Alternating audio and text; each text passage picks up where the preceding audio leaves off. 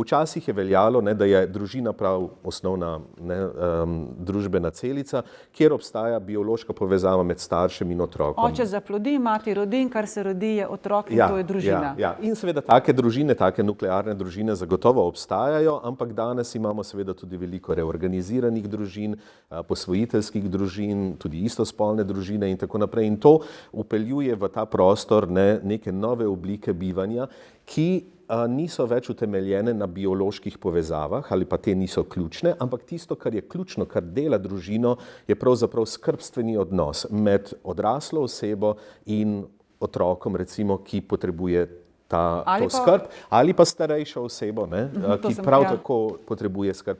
In po tej logiki bi lahko rekli, tudi žival je del naše družine, zaradi tega, ker potrebuje skrb, in če imamo tukaj neko skrbstven odnos, če ta žival ni zunaj navezana na neko verigo, potem zagotovo bi lahko rekli, da so tudi živali družinski člani.